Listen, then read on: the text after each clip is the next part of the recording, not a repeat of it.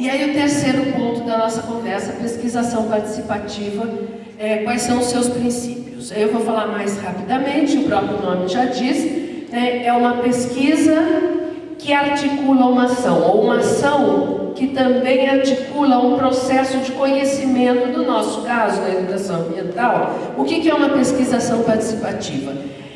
Por exemplo, um mapeamento ambiental. Acho que o mapeamento ambiental é uma coisa muito legal. Eu acho, né, inclusive, que vocês podiam...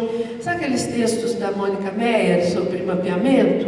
Eu acho que vale a pena distribuir, que é uma coisa muito interessante. O que é um mapeamento ambiental? É com o grupo de educandos, né? A gente fazer um levantamento dos problemas ambientais, por exemplo, do bairro onde eles vivem, ou, no caso de vocês, né, da agricultura, da região onde eles vivem, da região mesmo, né, de toda a comunidade rural, vamos dizer assim, em que eles vivem. Mas fazer isso coletivamente, e quem vai fazer esse levantamento, esse mapeamento, não é o especialista, é o grupo que está em processo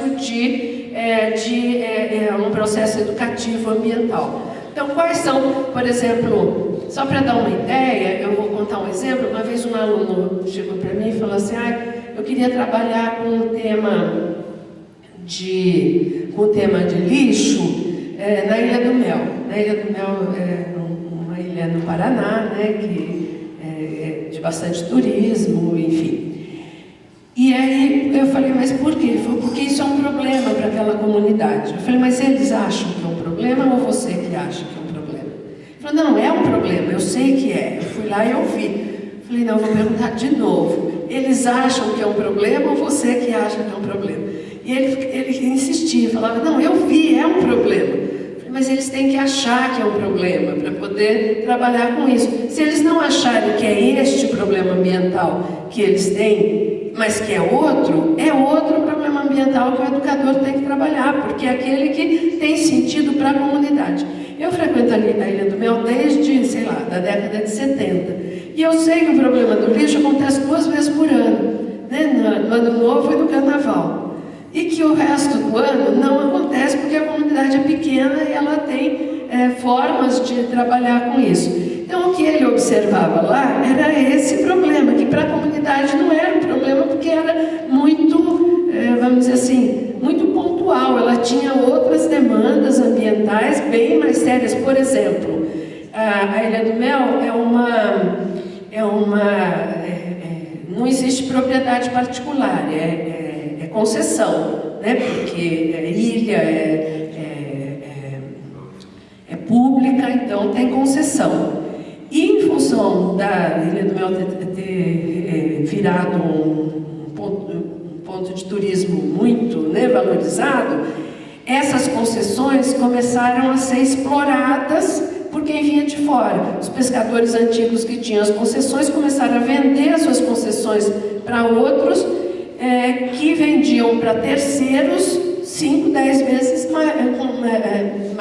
mais caras, né? Então eles estavam sendo explorados, quer dizer, perdendo as suas raízes e as suas concessões e sua prática de pescador em função de uma coisa que vinha de fora. Esse era um problema ambiental muito mais, vamos dizer, que dizia muito mais respeito à comunidade do que um problema que era causado poucas vezes por ano e que incomodava pouco. Não é que incomodava pouco, é importante, mas não se compara ao desaparecimento da comunidade em função da supervalorização, né, das concessões, da forma como vinha acontecendo. Então, a pesquisação participativa, ela impede que a gente cometa esses equívocos. Por quê? Porque é com o grupo que nós vamos fazer um mapeamento ambiental e identificar quais são as necessidades da comunidade, né, da comunidade rural, da comunidade ribeirinha, de um bairro na cidade, enfim. Né, e aí agir sobre esses problemas que têm significado. Por isso que ela chama pesquisa-ação participativa. Eu coloquei algumas coisas aqui que eu nem vou ler, porque já estou com o tempo estourando, mas eu queria destacar essas últimas questões. O sujeito da pesquisa é o sujeito parceiro. Então, na pesquisa científica, o sujeito ou objeto de pesquisa é mais ou menos a mesma coisa, né? É aquele que vai ser estudado. Na pesquisação, ele é parceiro do processo de estudo, né? Então, todos vão estudar, não existe o pesquisador, existe uma parceria entre os sujeitos que constroem e produzem o conhecimento sobre aquele ambiente. Tem o propósito de compartilhar saberes produzidos coletivamente, então esses saberes são produzidos coletivamente, e a pesquisação participativa, então, produz conhecimento sobre o ambiente social e sobre os processos pedagógicos da educação ambiental. Então, nós vamos conhecer o ambiente e as formas educativas de atuar sobre ele. Então, esse é o propósito. Quando a gente... Estou voltando. Quando a gente... porque eu estou com de ponto cabeça. Quando a gente junta essas três, a educação ambiental, os temas geradores e a pesquisação, o que nós temos? Nós temos o princípio de uma forma de fazer educação ambiental. Temos os princípios para se fazer educação ambiental. De que forma? Conscientização, emancipação, totalidade, complexidade, flexibilidade, plasticidade. Então, são esses os princípios. Participação, parceria, processualidade, continuidade, coletividade e cooperação. Vou falar rapidamente sobre cada um deles. Conscientização e emancipação a gente já falou, né? Totalidade e complexidade, acho que também já falei, é importante a gente pensar, né, em todo o processo. Flexibilidade e plasticidade no sentido assim de que não existe um único caminho. Essa metodologia ela é flexível para ela ir se adaptando às necessidades do grupo, às necessidades da comunidade, às necessidades e às possibilidades construídas por ela. É importantíssimo no processo educativo ambiental, né, na educação ambiental, que a gente garanta a participação e a parceria. É importante que a gente garanta que todo o processo de educação ambiental tem que ser contínuo, né? Ele é um processo, ele não tem assim começo, meio e fim, né? Eu falo que o sonho dourado do educador ambiental é assim: a gente começa a atuar numa comunidade, começa a atuar sobre os temas ambientais. O sonho dourado é a gente virar as costas e ir embora e continuar. E a coisa ter continuidade sem a nossa participação, né? Eu sei que isso é um processo a gente tem que investir muito nele, né? Mas é importante a gente pensar nisso. Pensar, por exemplo, vocês como coordenadores, né, e tutores, pensar num processo em que os seus alunos vão andar sozinhos depois. Quer dizer, um processo que começou agora e que vai ter continuidade, eles como educadores ambientais também. Então, nesse sentido, é importante a gente pensar e investir, né, nessa continuidade. Processo educativo não tem começo, meio e fim, né? Então, a educação tem começo, meio e fim na escola, a educação escolar. Mas o processo educativo, como um processo de formação humana, começa no nascimento e termina para o sujeito na morte. Mas é só para aquele sujeito, porque socialmente ele não termina, né? Porque ele vai sendo socialmente compartilhado e historicamente compartilhado, né? Então, nesse sentido. E que também a educação ambiental essa metodologia de educação ambiental é uma metodologia coletiva e que depende e que exige a cooperação, né?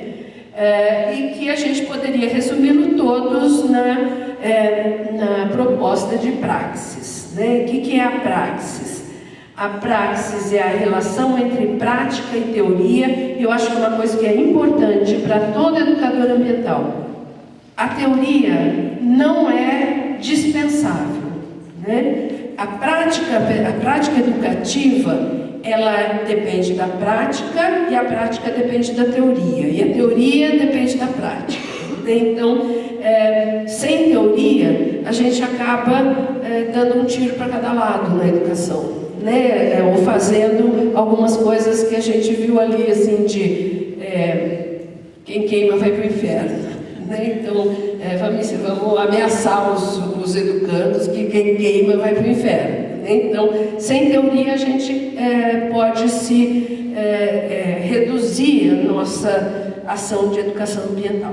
E a praxis, então, é isso, é a relação teoria e prática para a transformação, né? Não é só relação teoria e prática, para um posicionamento de transformar as condições, a realidade da forma como ela se apresenta, né? Então, essa proposta é uma metodologia participativa e problematizadora para a educação ambiental crítica e transformadora. É importante, né, que a gente entenda que a metodologia tem um papel para a investigação e ação coletiva ambiental, e é isso que ela contribui para a educação ambiental, e traz possibilidades para os temas geradores da pesquisa na ação participativa e educação ambiental. Então, só queria fazer uma pergunta, assim, ficou claro que é tema ambiental, problematização, essas coisas, né? As preocupações gerais, todos os participantes são parceiros, agora eu vou ler mesmo, agora você é do professor.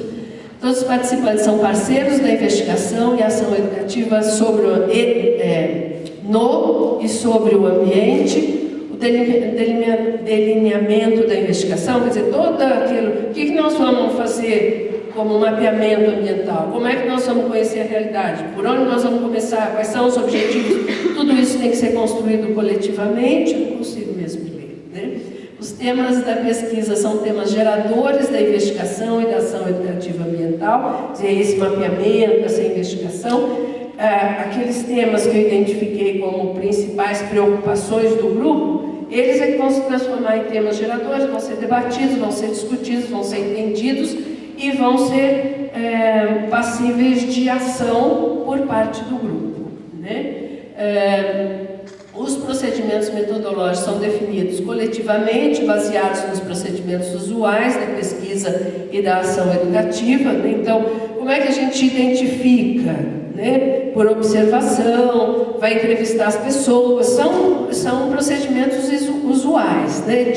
de um levantamento. E a mesma coisa na educação. Educação no sentido mesmo do ensino, procedimentos usuais, aula expositiva, discussão em grupo, todos são procedimentos usuais, só que os princípios, os objetivos é que são diferentes.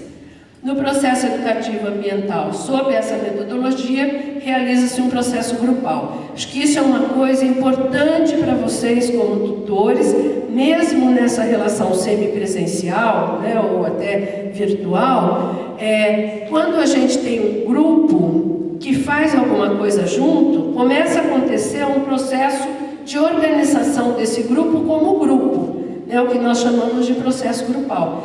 E o grupo não é só a soma dos indivíduos, né? Ele tem um dinamismo importante, ele produz algumas coisas, vão acontecer coisas, por exemplo, para os tutores e coordenadores, né? Vão acontecer alguns conflitos que ele acha que são conflitos em função da personalidade das pessoas. Não são. São conflitos que acontecem em qualquer grupo, mesmo que pareça, claro que a personalidade das pessoas expressa esses conflitos, mas todos os grupos que vão se organizando vão se conflitar em algum momento, e o coordenador, vamos dizer assim, tem que ter habilidade para perceber isso, para tentar superar isso com maturidade, com tranquilidade, né? Porque isso é parte desse processo.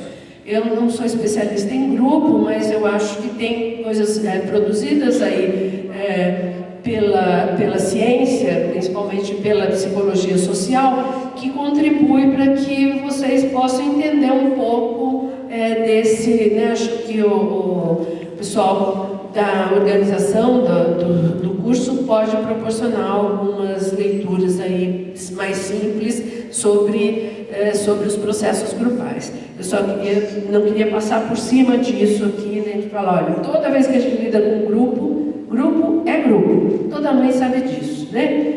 Quem tem, por exemplo, 3 filhos, não pode dizer que os problemas que eles dão os problemas de um, mais o outro, mais o outro. Mas também acontecem coisas porque eles estão juntos, né? Então, vamos pensar em conflito. O conflito de cada um somado não é isso, é mais porque eles estão juntos. Então, tem alguma coisa que faz que é produzida pelas relações. E num grupo de trabalho, na natureza que vocês vão encontrar, não é diferente. Tem as suas características, mas é um processo grupal, né?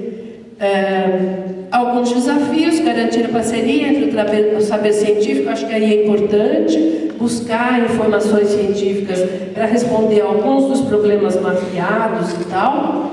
Eu estou vendo algumas pessoas fotografar as telas, eu vou deixar as telas, e aí acho que vocês podem depois socializar, fica mais fácil, né?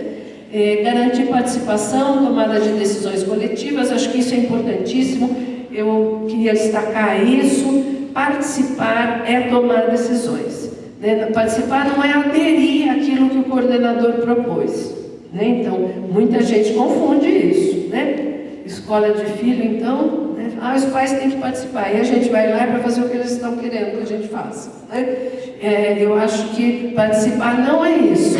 Participar é tomar decisão conjunta, né? As decisões vão ser tomadas coletivamente, conjuntamente. Garantir produção de conhecimento sobre a realidade ambiental, garantir ação educativa crítica e transformadora e garantir condições de continuidade. Tudo isso a gente já falou, né? Mas para sintetizar. Concluindo, as metodologias participativas e problematizadoras contribuem para construirmos práticas de ação educativa ambiental inovadoras que garantam a apropriação social e política dos conhecimentos e ações sobre o ambiente em que vivem os grupos sociais, contribuindo assim para a construção de uma sociedade sustentável que supere a sociedade injusta e desigual social e ambientalmente falando. Acho que a conclusão da metodologia é essa, uma metodologia que ajude nessa perspectiva da moção de sociedades sustentáveis, levando em conta o ambiente onde as pessoas vivem. Então, a proposta é essa. Eu sei que eu já estou